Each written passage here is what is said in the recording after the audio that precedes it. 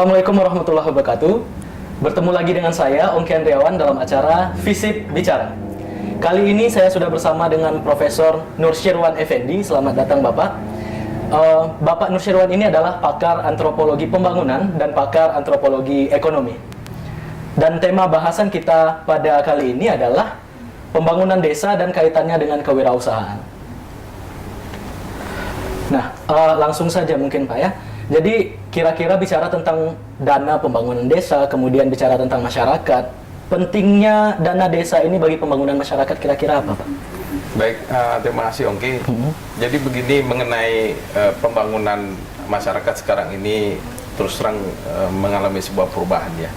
Dari yang dulu lebih banyak masyarakat berupaya untuk mengembangkan sendiri kepada kecenderungan untuk menerima bantuan dari pemerintah pusat yang dari kita kenal dengan program dana desa. Program Dan dana ini desa, tentu program yang sudah digulirkan oleh pemerintahan yang sekarang sejak tahun 2015, yang dimana kalau nilai nominalnya dari kucuran dana yang diberikan oleh pemerintah dari tahun ke tahun terus meningkat dan jumlahnya sangat banyak, triliunan tentunya.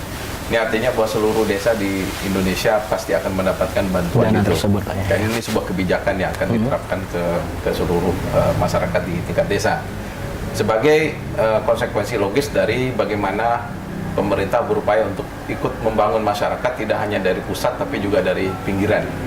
Dari wilayah-wilayah yang terbelakang, wilayah-wilayah yang berada di perbatasan dan dari daerah-daerah yang belum berkembang.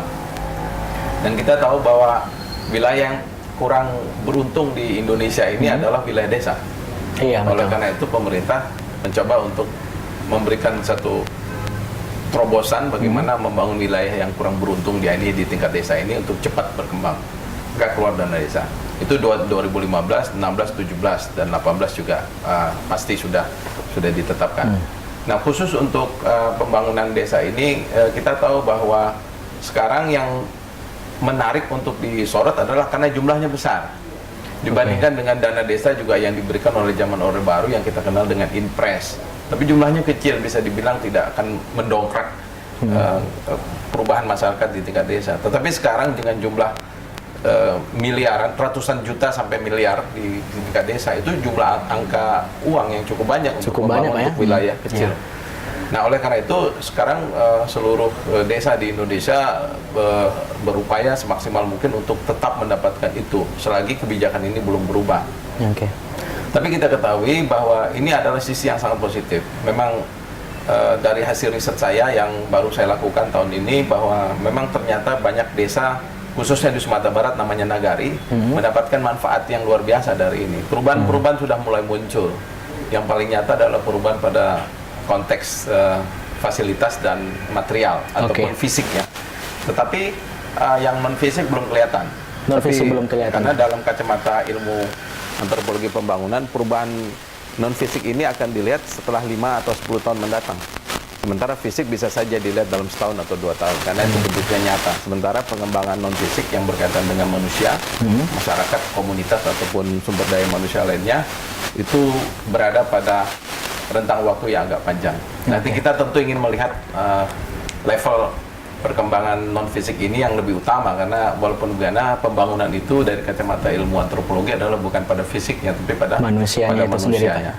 Nah, konteks yang membuat pembangunan desa sekarang penting lagi adalah karena sekarang desa sudah berupaya untuk membangun hanya dengan menunggu bantuan desa.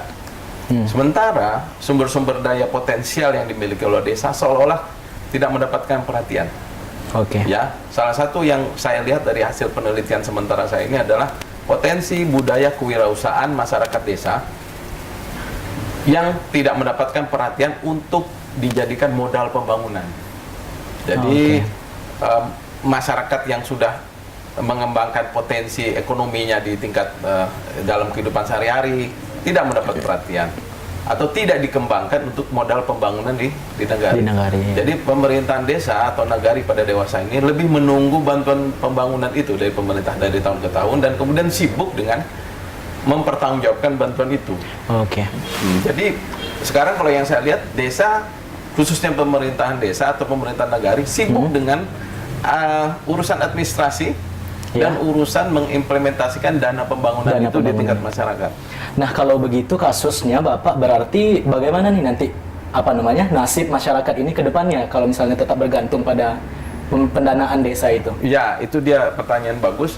Sebab kita tahu bahwa ini, kita ingat loh, kita baru masuk tahun keempat bantuan ini. Kita belum tahu apakah pada rezim pemerintahan berikut ini masih ada.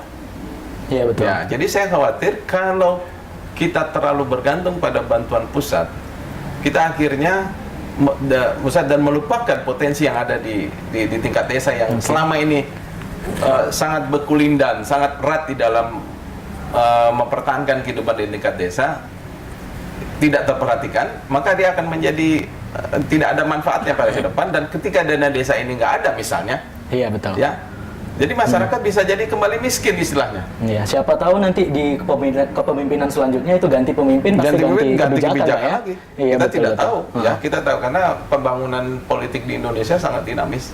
Iya. Oleh karena itu, saya khawatir kalau kita hanya mengandalkan cara-cara pembangunan yang hanya mengandalkan bantuan dari pusat, ini dengan melupakan potensi yang ada di tingkat desa, saya khawatir pada saat kebijakan ini tidak ada, masyarakat tidak punya energi lagi untuk membangun desa itu sendiri. Akibatnya kita jatuh ke dalam konteks yang paling level yang paling tidak menyenangkan bagi kehidupan masyarakat di negara. Nah, salah satu potensi yang harus dipertahankan dan dikembangkan adalah potensi budaya kewirausahaan di tingkat negara. Misalnya kerajinan-kerajinan yang ada tingkat masyarakat, kemudian ada masyarakat yang rajin membuka usaha yang selama ini lebih kepada kemandirian mereka, itu seolah-olah dilupakan. Itu sayang sekali untuk tidak dipakai. Artinya potensi yang ada di masyarakat itu harus dikembangkan, Pak ya? Iya. Nah, lantas pertanyaan selanjutnya nih, Pak. Iya. Pentingnya potensi masyarakat yang ada di desa itu apa? Iya, penting potensi ini untuk agar desa itu nanti tetap memiliki energi ya. Walaupun keadaan politik di saat itu Walaupun keadaan dinamis. politik dinamis gitu Iya, ya. betul, Dia betul. bisa menjadi energi, masyarakat tetap hidup dalam kerukunan, tetap bisa melihat potensi yang ada di wilayahnya untuk bisa hidup dan merasa bahwa itu adalah kampungnya sendiri, bukan orang yang kemudian terpinggirkan oleh karena ada program-program dari luar gitu. Ya. Baik, pembicaraan yang sangat menarik sekali, Pak. Terima kasih banyak atas waktu dan kesempatan dari Ya, Bapak. sama-sama. Ya.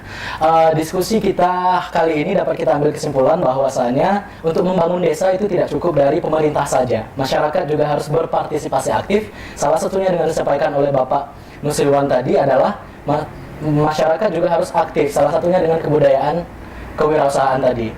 Nah, sekian diskusi kita kali ini. Sampai jumpa di Visip Bicara selanjutnya.